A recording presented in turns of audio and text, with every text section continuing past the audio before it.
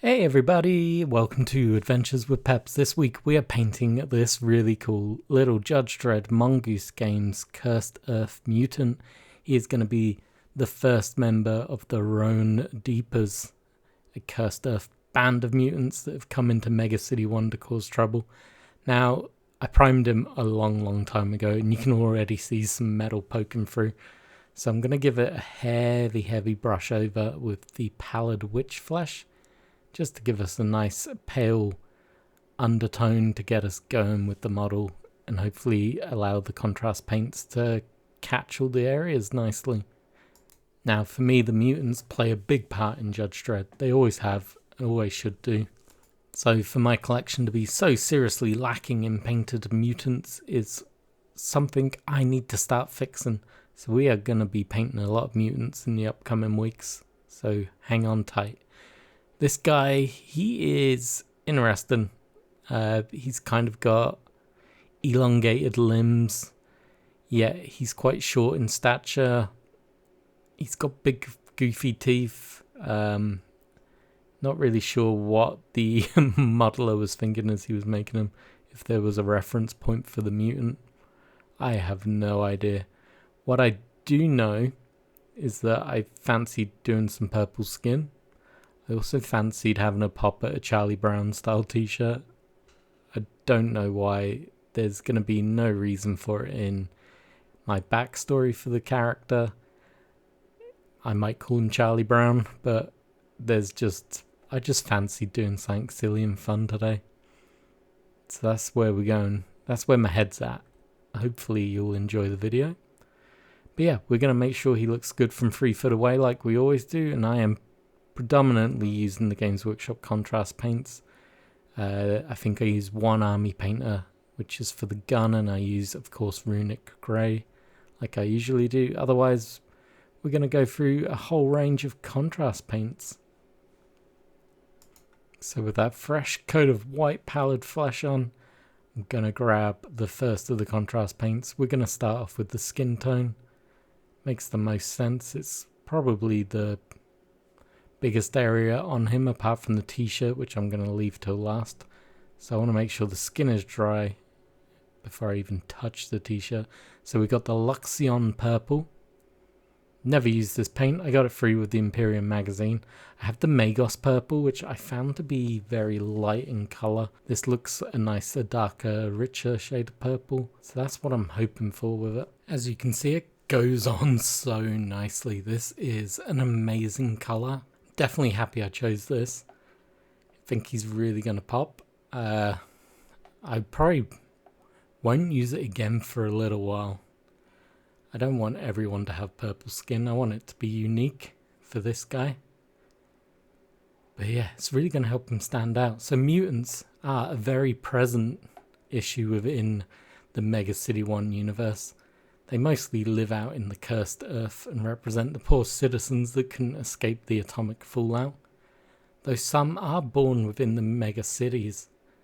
Good examples are the psychers that the Justice Department uses and monitors, but not all mutants are as lucky as, say, Judge Anderson and her like, and there's some really harsh laws around them, at least in the era of Judge Dredd I'm reading. I'm not fully up to date with the comics, I'll put my hands up to that. I'm quite far back, but in the era that I am reading, if you're born with mutant traits, chances are high you're getting sent to the Cursed Earth or to one of the communities that the Justice Department looks after outside the walls of Mega City. You are not even a second-class citizen, you are beneath that. It's really harsh, it's really sad. It's obviously social commentary, which John Wagner is well known for. Whenever Judge Dredd goes into the Cursed Earth, you always get some mutants popping up. There's the classics from when he tried to travel to Mega City 2 with the antidote and he met huge communities of them. Some were helpful, some were vicious and angry. To be fair, a lot of them have good reasons to be angry. They've been abused. They've been left to rot in the Cursed Earth. They're not being helped. It's a pretty sad existence for them. They tried to do their best. I know in the later issues it becomes more of a running theme that Judge Dredd is trying to get these mutant laws overturned, but very, very harsh lifestyle they live. I then grab the snakebite leather. This is a pretty easy step. And with this paint, we are going to get his boots, which are all kinds of chopped up. I don't know what went on with this sculpt. I think it maybe slipped in the mold. But his feet are wonky, and I don't think it was a design feature. I think they are just molded poorly. And then I'm going to grab the little, I don't know what it is exactly, maybe straps or bandages that are around his gun and also his hair. But that purple, I'm absolutely in love with the purple. I'm just watching it dry, and it is a beautiful color. How I can use this somewhere else that's not Tyranids, I'm going to have a good think about it. I do have some Gene Stealers to paint, which means I can use it on them. But I need to think how I can get this purple into more of my Judge Dredd figures. Maybe a second block gang. I got the models to make a second block gang. Maybe they got purple. Ugh, I don't know. I've really got to think about it. So I've chosen to call the Cursed Earth gang the Roan Deepers, which is from Gaunt Ghosts. Fits in with my Dan Abnett theme. They were a light infantry regiment that was always under-equipped or poorly equipped when it comes to missions. It just feels like they make for a pretty good mutant-esque themed force. And while that's finishing up drying, I'm going to grab the Iaden yellow. And we are going to paint his t-shirt and start on the Charlie Brown effect that I want. Now the t-shirt has very little, trying to think of the right word, very little detail to it. It's a t-shirt. So I've just got to make sure that when I'm putting this colour on, I don't let it blotch too much. I'm noticing it pooling on his sleeve already. So I'm going to have to go back once I've thinned out the paint on the brush. And we'll just load up the brush from these blotchy areas. And we can fix that up pretty quickly. It's such a fun little model. Can't believe it sat on my paint station for, I don't know, a solid 8 years at least, maybe even closer to 10. It's 10 maybe. It could well actually be 10. That's crazy to think that. It's white metal. It's when Mongoose had the rights to it, and you could actually run a proper Cursed Earth Desperado gang, as they called them. In Warlord games, you'd have to use the block gangers rules, I guess. Warlord games kept it very simple. Most mutants, their mutations aren't of any real benefit, so they're either like a normal human in stats, or to be honest, they may be slightly worse than a normal human. Weirdly, in the rulebook, the only mutie gang that you get is the mounted one, which doesn't work for me. I got a lot of mutants that I'm going to have on foot, so I'm going to treat them like the block gangers. Hopefully, once this is posted in a day or two, you'll see the community post go up with RPG rules for them. But yeah, I think I'm just going to use punk rules from the rulebook for him. Look at him. He's so great. I love this model. I wasn't sure about it when I was going into painting it, but the more paint that's going down, the happier I am with him. He looks so good. Right, grab the orange. This is a very quick step. I just want to get his braces that are holding up his trousers bravely. Being very careful not to flood that area. I don't want the orange bleeding onto his nice purple skin. And that is a very quick and easy step, right? Reichland flesh tone. Normally I use this on the skin of my characters. This guy I'm going to use it on the teeth. I can imagine oral hygiene isn't a top priority for the mutants. So I wanted slightly darker, dirtier looking teeth for him. I don't want to overload it too much. So I'm doing these hard swipes down, trying to keep most of the shade in the top near the lip. And we are actually getting very close to the end of this model already. We're only 11 minutes in. We're now on to Runic Grey. I'm going to use this on the pistol. The great thing about this model is that because of these elongated limbs, there's actually a lot of space. I can work on one colour, then go to the other side of the model and work on a different one. So I just did his teeth and the t-shirt are quite fresh, so the pistol is ready to get painted because that snake bite has dried. The purple skin is pretty much dried apart from some real deep recesses. It's quite easy to flip-flop back and forth through the model.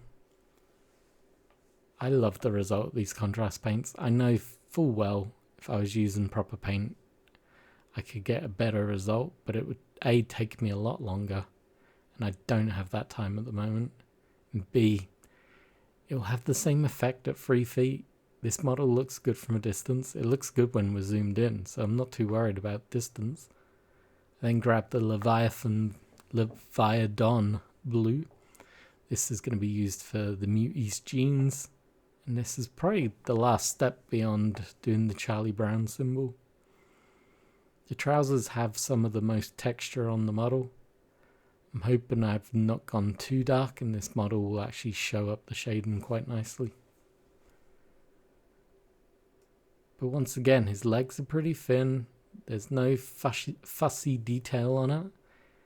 It's just a pair of trousers, so it's very easy to paint. After this, we're going to do the Charlie Brown zigzag symbol on the shirt, which hopefully I can pull off with my freehand. And we're also going to use some bright yellow to get some road markings on his base, just to make it look like he stood on a roadway or something. I'm just going to take this opportunity to say like, comment, subscribe. I hate having to ask for that, but it really does mean a lot to me. It helps me out. The channel is growing quite nicely at the moment, which means hopefully you like the stuff, and I'm hoping I can do more for you soon. So make sure you let me know what you're enjoying, what you want to see as well. Drop me a comment. Is there a model that I've got maybe in my collection you want to see painted? Maybe you want to ask a question about where these models all come from? Drop me a comment, let me know. I can't answer a question if you don't ask it. Right, I let it sit for about 2 minutes. Everything seems to be drying quite nicely now. I grabbed the Morphang Brown and a lot smaller brush than what I have been using. I think this is the layer brush. Previously I was using the shade brush. We're going to start painting on some V shapes. This is nerve-wracking. I don't want to mess it up, especially as I'm recording it. So I'm just going to take my time, get this first V done, work out how thick I need the lines to go. And then I'm just going to start working onto the next one. Try not to panic too much. It's very hard to draw or paint straight lines on a surface that definitely is not flat. This model, he's got a little pot belly, making my lines look wobbly. The camera does not want to focus on what I'm doing either, because it's like scared for me, I guess. Do cameras get scared for what you're doing? There we go, it's zoomed back in. Now we're working our way on the back. I wasn't entirely sure if the Charlie Brown logo goes all the way around or if it's just on the front. I assume it goes all the way around, so that's what we've gone with. The artwork, it's obviously black, but I didn't want to use black for this. I think a straight black looks a bit garish on models. So I went with a nice dark brown. The Morphang has a wonderful richness to it. And pretty much when this is done, we've finished the model. So I'm going to skip forward a little bit. We'll do a little close up and then we'll have a photo shoot.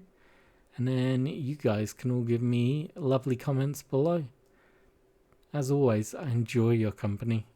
It's nice chatting to a few of you through the socials. Have a great week, and I will catch you in another video very soon. Cheers for watching.